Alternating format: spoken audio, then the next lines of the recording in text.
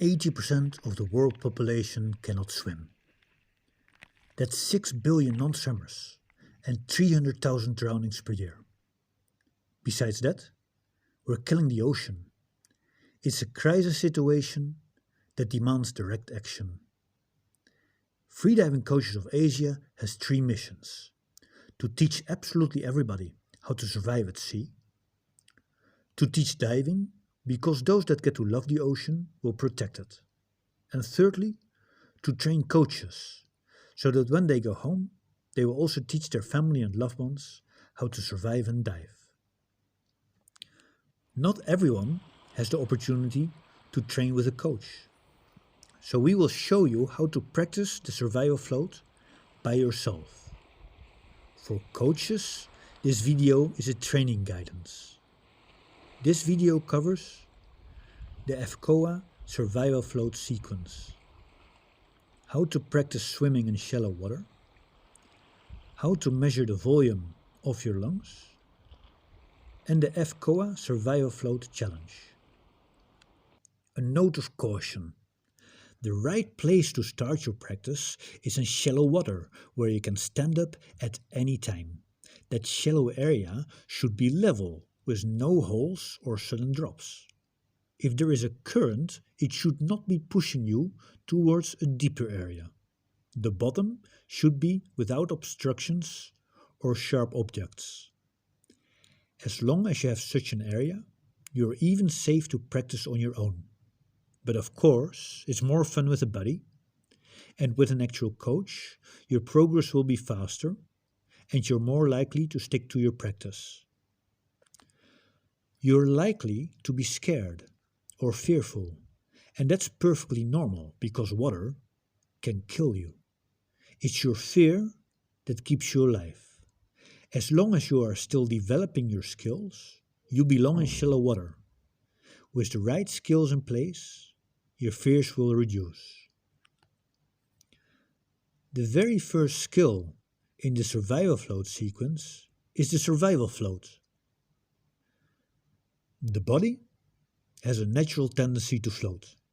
The reason people drown is because they panic and want to climb out of the water. They want to get their complete body out of the water and they will fight for it till their last breath. If they could just relax and do nothing at all and just lay on the surface, they would survive. During the survival float, there should be no tension in the body. Do it as if laying in bed while falling asleep. Let's first practice the survival float on land. Lay flat on your back and hold your arms up above your head. This will counterbalance your legs and stop them from sinking. If you're alone, then start in knee-deep water. Your ears should be underwater. Only your mouth needs to be out of the water, and not even all the time, but only when you choose to breathe in. Every part of your body that you keep underwater will help you to float. If you're with a buddy, you can practice in chest-deep water, so you can initially support each other's backs and you can help each other to stand up. Occasionally there are students that find it hard to stand back up. If this is the case, then practice with a buddy or stay in knee-deep water where you can first crouch before standing up. This difficulty to stand up is mostly encountered by people with buoyant legs. For most people, the legs are heavier than water, and therefore it's no issue to put the feet on the bottom. But if your legs have a tendency to float, then standing up is a skill that has to get learned. Bring your knees up to your belly. This will shift your center of gravity and cause your body to turn towards a vertical position. Now try to stand up. Everybody's body is different.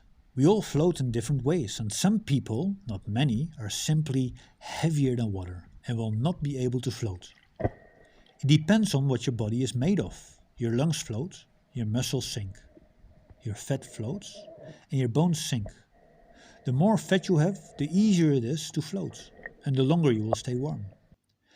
But if you are a person with heavy bones, lots of muscle and little fat, then you might have a hard time to keep your mouth out of the water. In that case, use your lungs.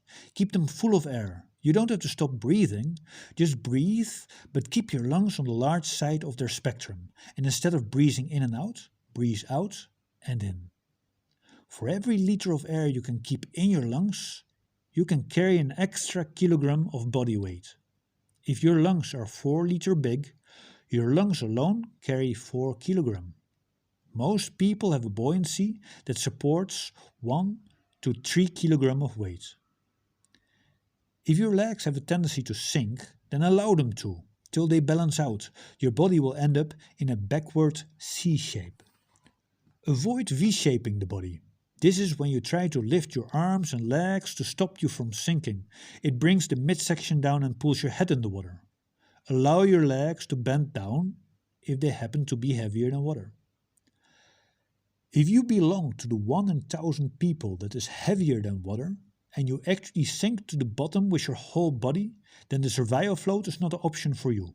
You would need a periodic, slow frog kick to lift the mouth out of the water. Mastering the survival float could take a day, a week, or a month. It's something you slowly get better at over time. Don't expect miracles. Enjoy the process. Take breaks and then try it again. We will slowly get to know the properties of our body. And even if you're a sinker, then at least you are aware and can take it from there. Splashing water in the nose. While you practice, salt water is going to be everywhere, in your nose, your eyes, your mouth, your ears, and you will train yourself to be okay with that. Get your body to splash you in the face and into the nose, while you remain calm. If you're alone, tilt your head back till water floods your nose. When water goes in your nose, try to just exhale through the nose to blow it out. Try not to stand up.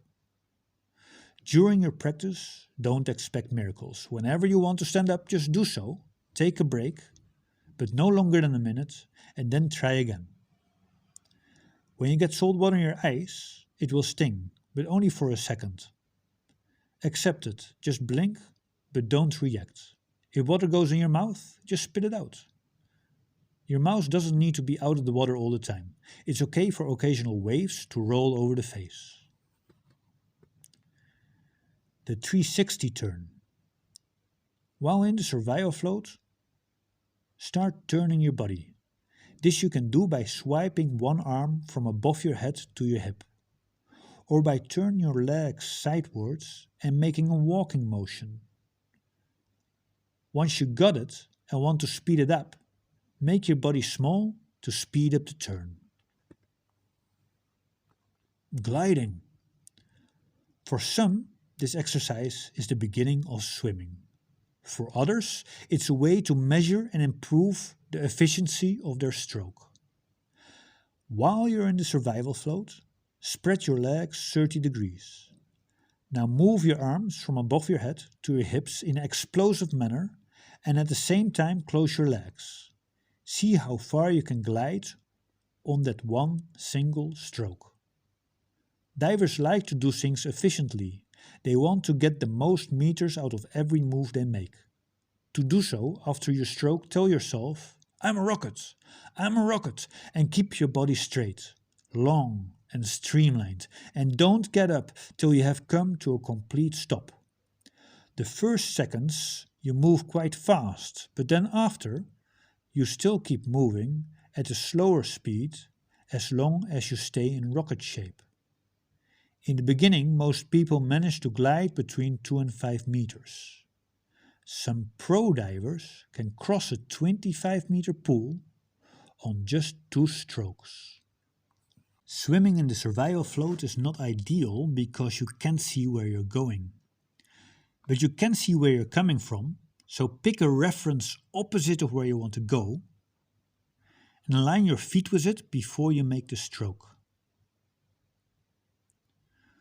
To further develop your swimming, let's add the frog kick. Pull your legs up, spread, stretch, and close them. Try to glide for at least 5 seconds after each stroke. Swimming on the chest allows you to see where you're going. In that way, you can look out for boat traffic, control your direction, and listen to your surrounding. Whether you swim on your back or your belly, the arms and legs move in the same way. But when swimming on your belly, breathing will take extra effort. A good first exercise can be to swim 2 strokes with 1 breath in between. After each stroke, try to glide for about 5 seconds. If it's hard to lift your mouth high enough to take that breath, then give a little push with your hands to get your mouth out of the water to breathe in. You only need to lift your mouth out of the water when you breathe in. Exhaling can get done underwater. Now stretch your arms again for your second stroke. Focus on gliding. Be aware of the amount of meters you can glide on a single stroke. Manage your heart rate. Slow down when you feel the need for it. You can even go back in the survival float when you need a break. But resist the inborn urge to stand back up. Don't start your swim with a long breath hold, because initially it might feel fine, but 10 seconds later you can feel so starved for air that you can no longer continue the swim. Little by little, you want to train yourself to swim at least 200 meters uninterrupted in shallow water before you get into deeper water.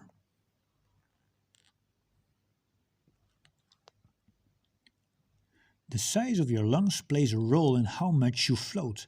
It's interesting to measure your lungs now and after a year of swimming. To measure your lung volume, we will make a spirometer out of an empty jug. Fill the jug with half a liter of water. Mark it with a permanent marker. Then add the next half liter, and so on, until you've completed the scale. Now in shallow water, fill the jug completely. Hold it upside down with the opening below the surface. Insert a hose. Take your deepest breath and blow into it until you're completely empty. If you measure, for example, 3 liters, then that means you can manipulate your weight in water by 3 kilograms, since every liter of air supports 1 kilogram.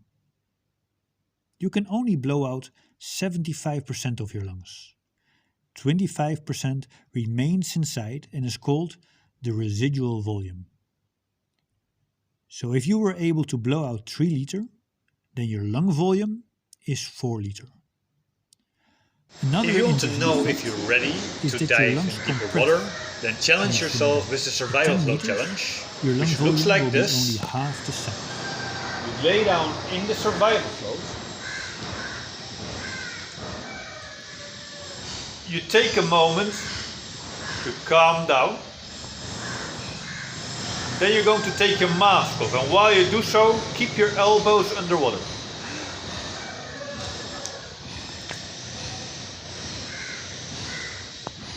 Then if you need a break, just go back in the survival float.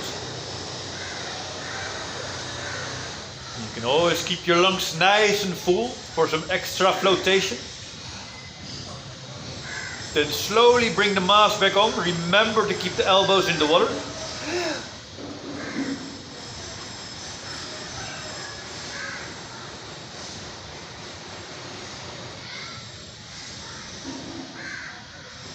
Then to clear the snorkel, turn on your belly, put the snorkel in underwater, and then blast empty.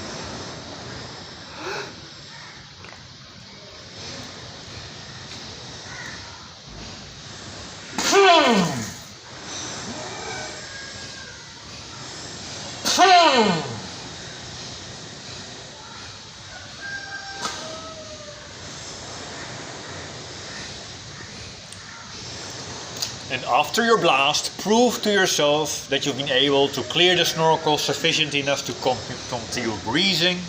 Just breathe a little bit before you stand up.